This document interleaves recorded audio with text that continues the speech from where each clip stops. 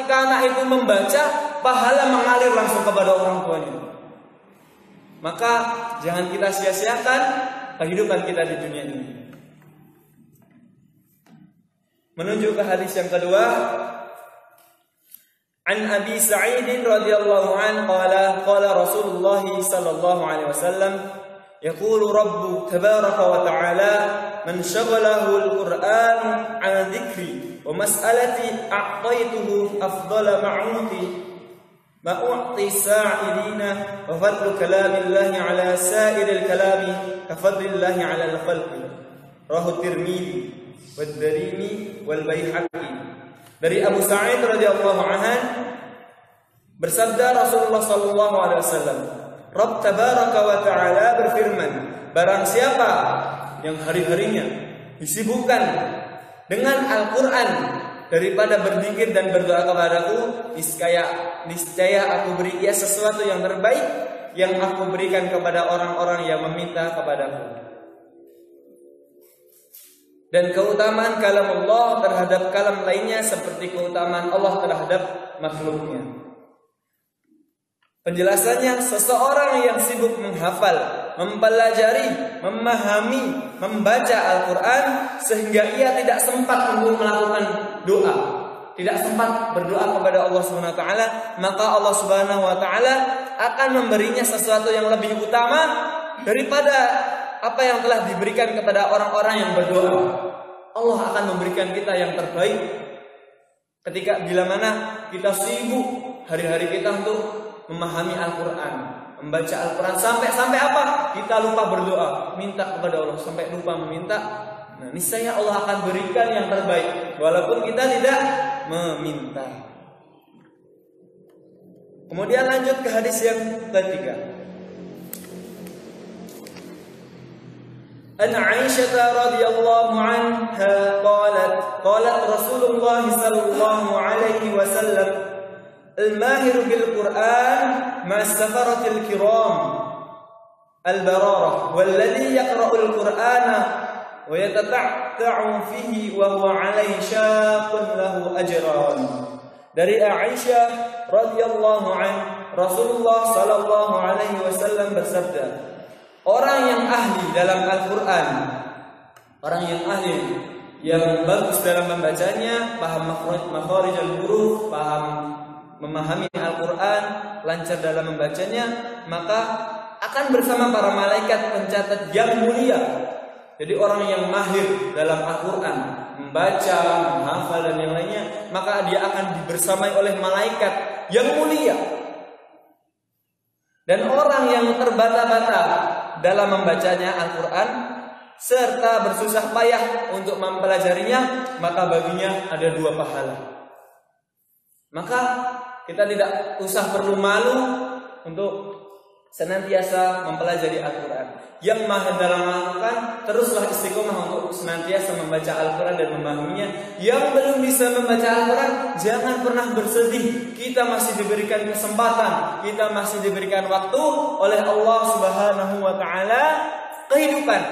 Dan disinilah Allah masih memberikan kita kesempatan untuk memperbaiki kehidupan kita. Maka saya juga di Insan Karimah juga mengajarkan kepada ibu-ibu yang minta, misalnya di masjid suatu tempat, saya juga ngajar. Jadi ada 4 ibu-ibu yang mana masih bacanya, masih Iqra dari awal jilid 1, tapi semangat untuk belajar dan membaca Al-Quran. Nah, orang-orang yang terbatas semacam itu dan semangat bersusah payah untuk mempelajarinya, maka Allah akan berikan balasan 2 pahala sekaligus. Maka jangan pernah kita malu terhadap siapapun, tapi malulah kepada Allah yang telah memberikan kita kehidupan dan nikmat yang lainnya. Maka marilah kita pergunakan segala nikmat yang telah Allah berikan untuk memperbaiki kehidupan kita. Kemudian lanjut ke hadis yang kelima. Ani Bani Umar radhiyallahu anhuma qala Rasulullah sallallahu alaihi wasallam, la hasada illa ala ithnatayn rajulun ataahu Allahu al-Qur'an fa huwa yaqumu bihi ana al-laili wa ana an-nahar. Wa rajulun ataahu Allahu malan fa huwa yunfiqu minhu ana al-laili wa ana an-nahar. Dari Ibnu Umar radhiyallahu anhuma, Rasulullah sallallahu alaihi wasallam bersabda, tidak dibenarkan hasad ataupun iri, dengki kecuali terhadap dua orang. Yang pertama, seseorang yang dikaruniai oleh Allah kemampuan menghafal ataupun membaca Al-Quran, lalu ia membacanya pada malam dan siang hari. Dan seseorang yang dikaruniai harta oleh Allah, lalu ia menginfakkan malam dan siang hari. Nah, perbuatan iri, dengki kepada manusia lain adalah perbuatan yang diharamkan oleh Allah dan Rasulnya. Tapi Rasulullah bersabda ada dua yang diperbolehkan kita iri kepadanya. Yang pertama adalah seseorang yang dikaruniai oleh Allah kemampuan untuk menghafal dan membaca, dan ia gunakan apa yang ia mampu itu membaca dan menghafal, dia gunakan malam hari, siang hari untuk membacanya. Maka kita dibolehkan iri terhadap orang-orang yang semacam itu. Iri karena apa? Kita kok nggak bisa ya? Jadi kita iri karena apa? Karena kita ingin melaksanakannya. Itu adalah iri-iri yang dibolehkan. Kemudian yang kedua, kita dibolehkan iri kepada orang yang dikaruniai oleh Allah Subhanahu wa taala harta. Lalu ia menggunakan seluruh hartanya. Dan sebagian hartanya untuk apa? Menginfakkan di pagi hari dan di malam hari. Kita dibolehkan iri terhadap orang-orang seperti itu. Orang yang kaya namun dia mampu untuk memberikan sebagian hartanya kepada orang lain, maka di situ kita dibolehkan untuk iri kepadanya. Ya Allah, dia bisa Engkau berikan harta untuk memberikan kepada orang lain. Ya Allah, aku juga mau ya Allah agar aku bisa memberikan kepada orang lain. Nah, di sini kita dibolehkan iri kepadanya. Masya Allah. Kemudian kita lanjut ke hadis yang ke-6. An Abi Musa radhiyallahu anhu qala Rasulullah sallallahu alaihi wasallam, mathalul mu'minina alladhi yaqra'ul Qur'ana mathalul hujjati rihuha tayyibun wa ta'muha tayyibun wa mathalul mu'minina alladhina la yaqra'ul Qur'an mathalut thamarati la riha laha wa ta'muha tayyibun wa mathalul munafiqil ladzi yaqra'ul Qur'ana mathalur raihanati rihuha tayyibun wa ta'muha murrun. Mathalul munafiqil ladzi la yaqra'ul Qur'ana kamathalil khantalatin laysa laha rihun wa ta'muha murrun. Di sini yang artinya dari Abi Musa radhiyallahu anhu, Rasulullah sallallahu alaihi wasallam bersabda, perumpamaan orang mukmin, kita sebagai orang Islam, orang yang mukmin, yang percaya kepada Allah, yang membaca Al-Quran itu seperti jeruk manis, yang mana baunya harum. Jeruk itu baunya harum, ya? Rasanya enak. Kemudian perumpamaan orang mukmin yang tidak membaca Al-Quran seperti kurma. Tidak ada harum, tidak ada bau harumnya, tetapi rasanya manis.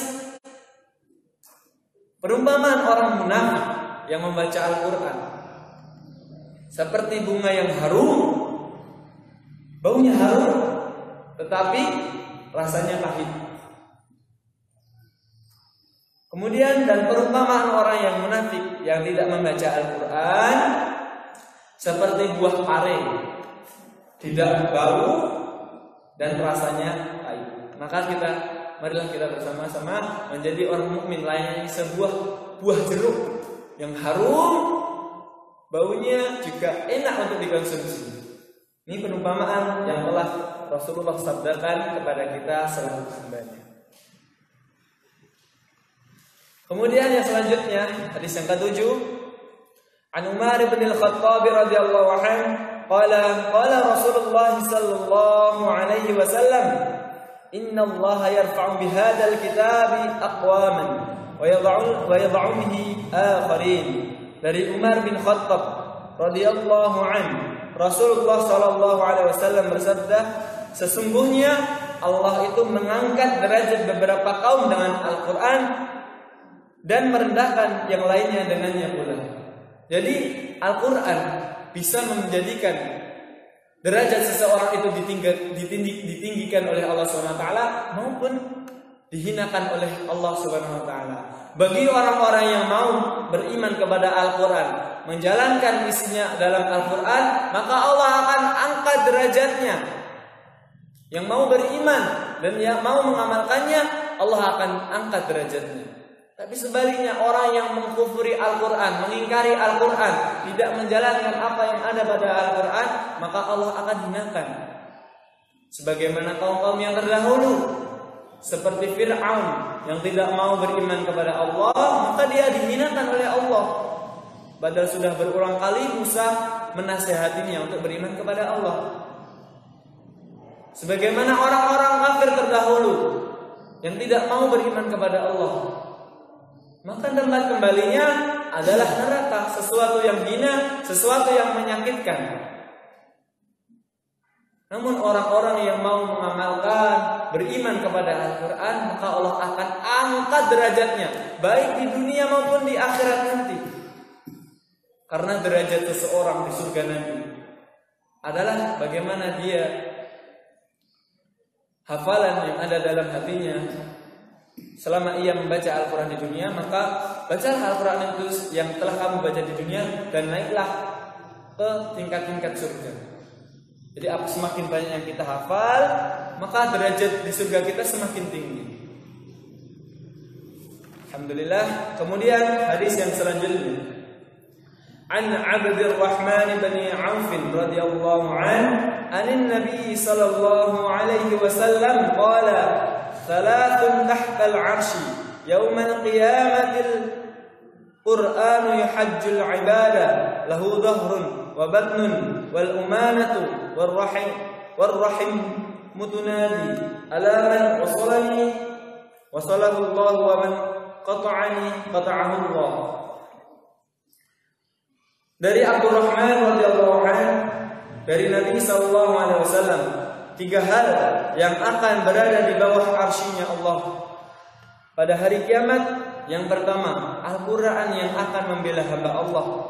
Ia memiliki zahir dan batin. Amanah, silaturahmi yang akan berseru, ingat siapa yang menghubungkan aku, Allah SWT akan menghubunginya, dan siapa yang memutuskanku, Allah akan memutuskannya. Maksud 3 hal yang ada di 3 hal yang akan berada di bawah arsy adalah kesempurnaan kedekatan kepada Allah Subhanahu wa taala. Bagaimana posisi kita ketika di akhirat nanti, yaitu sangat dekat dengan arsy-Nya Allah Subhanahu wa taala. Maksudnya ialah membela hamba Allah dan adalah orang yang memuliakan Al-Quran, menunaikan hak-haknya, mengamalkan isinya. Al-Quran pasti akan menjadi pembelanya di hadapan Allah Subhanahu wa taala. Maka ada sebuah hadis, Iqra'ul Qur'ana fa innahu ya'ti yaumal qiyamati syafi'an li ashabi. Bacalah Al-Quran, fa innahu ya'ti yaumal qiyamah. Karena apa? Syafi'an li ashabi. Iqra'ul Qur'ana fa innahu ya'ti yaumal qiyamah syafi'an li ashabi. Bacalah Al-Quran.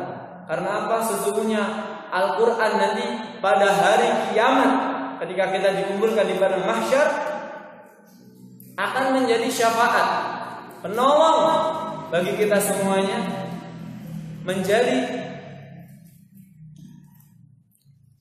sesuatu yang mengampunkan kita dari segala dosa-dosa yang kita perbuat, menjadi penolong bagi orang-orang yang mau membacanya. Dikatakan di dalam hadis, Iqra'ul Qur'ana fa innahu ya'ti yaumal qiyamah syafi'an li ashabi. Akan menjadi syafaat, penolong bagi para sahabatnya. Kita semuanya sudah paham tentang sebuah sahabat, yang mana sahabat itu adalah seseorang yang mana kita ada masalah, kita lampiaskan, kita ceritakan kepada sahabat kita. Ada sesuatu hal, kita bersama sahabat kita. Ketika kita senang, ketika kita susah, bersama sahabat kita. Nah makanya Al-Quran nanti juga akan memberikan syafaat penolong bagi para sahabatnya, yang mana ketika dia susah, dia lampiaskan kepada Al-Quran untuk membaca Al-Quran, untuk memahami Al-Quran. Yang mana ketika senang diberikan nikmat oleh Allah SWT yang banyak, dia tidak lupa terhadap Al-Quran. Dia tidak lupa untuk selalu bersyukur, dia baca Al-Quran sepanjang hari, siang dan malam. Maka dialah orang-orang yang berhak mendapatkan syafaat ataupun pertolongan daripada Al-Qur'anul Karim. Maka marilah kita baca Al-Qur'an sebanyak-banyaknya. Iqra'ul Qur'an fa innahu ya'ti yaumal qiyamah syafi'an li ashabihi. Kemudian hadis yang selanjutnya, An Ibnu Mas'ud radhiyallahu anhu qala Rasulullah sallallahu alaihi wasallam, man qara'a harfan min kitabillahi falahu bihi hasanatun wal hasanatu bi 'ashri amsalha la aqulu alif lam mim harfun walakin alifun harfun wa lamun harfun wa mimun harfun. Rawahu Tirmidzi. Dari Ibnu Mas'ud radhiyallahu an, Rasulullah sallallahu alaihi wasallam bersabda, barang siapa yang membaca satu huruf daripada kitab Allah Al-Quran, maka baginya satu kebaikan. Satu huruf diberikan satu kebaikan, dan satu kebaikan itu sama dengan 10 kali lipatnya. Jadi mendapatkan 10 kebaikan di setiap hurufnya. Kemudian dilanjutkan, Rasulullah bersabda, aku tidak mengatakan bahwasanya alif lam mim satu huruf, tetapi alif satu huruf, lam satu huruf, dan mim satu huruf. Maka setiap huruf yang kita baca, alif lam mim, ada berapa huruf Bapak Ibu? Ada 3. Maka Allah akan berikan balasan, satu hurufnya 10 kebaikan. Kita baca 3 huruf, kita mendapatkan 30 kebaikan.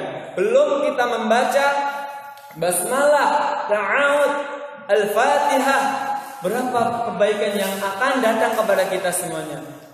Maka alasan apa lagi yang membuat kita tidak bersemangat, tidak mau untuk membaca Al-Quran? Karena dengan Al-Quran seseorang itu bisa menjadi mulia di hadapan Allah Subhanahu wa ta'ala. Dan kita ketahui bahwasannya Al-Quran itu adalah sebuah mukjizat yang telah Allah tegaskan di dalam Al-Quran. Laqad yassarna Al-Qur'ana lidzikr wa hal min mudzakir. Dan telah dijadikan Al-Quran itu mudah untuk diingat. Maka tidak heran di Indonesia, hafiz Indonesia itu ada yang dimana banyak kekurangannya, ada yang buta, ada yang memiliki gangguan di otaknya, tidak bisa baca, tapi dia mampu untuk menghafal Al-Quran. Saya lupa namanya. Nah itu bisa menghafal Al-Quran, menunjukkan bahwasanya apa? Al-Quran itu tidak butuh orang yang pintar, tidak butuh orang yang kaya. Tapi Al-Quran butuh orang-orang yang mau dimuliakan, mau menggapai kemuliaan dari Allah SWT, yang mau mengharapkan kebaikan dari Allah SWT. Dia bersungguh-sungguh, maka Allah akan berikan kemudahan dalam memahami dan mencintai Al-Quran. Menunjukkan bahwasanya Al-Quran itu adalah mukjizat. Bahkan orang bodoh pun bisa untuk menghafal Al-Quran, memahami Al-Quran, karena Allah telah menegaskan itu. Laqad yassarna Al-Qur'ana lidzikr wa hal min mudzakir. Tinggal kita mau enggak untuk mulia bersama Al-Quran? Mau enggak kita mengambil Al-Quran menjadi pedoman hidup kita? Mau enggak kita mempelajari Al-Quran? Itu yang menjadi pertanyaan terhadap kita semuanya. Maka marilah kita bersemangat dalam baik membaca, memahami, ataupun mempelajari. Marilah kita senantiasa bersemangat. Yang belum bisa, marilah kita belajar. Masih diberikan Allah kesempatan. Yang sudah diberikan keutamaan karunia oleh Allah Subhanahu wa taala mampu membacanya, maka jangan pernah kita bermalas-malasan untuk senantiasa membaca Al-Qur'anul Karim. Kemudian hadis yang terakhir, an Mu'adz al-Juhani radhiyallahu an qala Rasulullah sallallahu alaihi wasallam, man qara'a al-Qur'an wa 'amila bima fihi ulbisa walidahu jan yaumal qiyamati dawuhu ahsanu min daw'i syamsi fi buyutid dunya law kanat fikum fama dhannukum billadhi 'amali bihadza. Rawahu Ahmad wa Abu Dawud wa sahihul Hakim. Dari Mu'adz al-Juhani radhiyallahu an, Rasulullah sallallahu alaihi wasallam bersabda, barang siapa yang membaca Al-Qur'an dan mengamalkannya apa yang terkandung di dalamnya, mengamalkan apa yang ada di dalam Al-Qur'an, maka kedua orang tuanya akan dikenakan mahkota pada hari kiamat yang cahaya mahkota itu melebihi cahaya matahari. Seandainya ada di dalam rumah-rumah kalian di dunia ini, maka bagaimanakah perkiraanmu mengenai orang-orang yang mengamalkannya? Bahkan ketika seseorang anak itu mau mempelajari Al-Quran, memahami Al-Quran, mengamalkan Al-Quran, bukan hanya anaknya yang menjadi mulia, tapi kedua orang tuanya juga ikut mulia, mendapatkan cipratan-cipratan berkah daripada Al-Quran.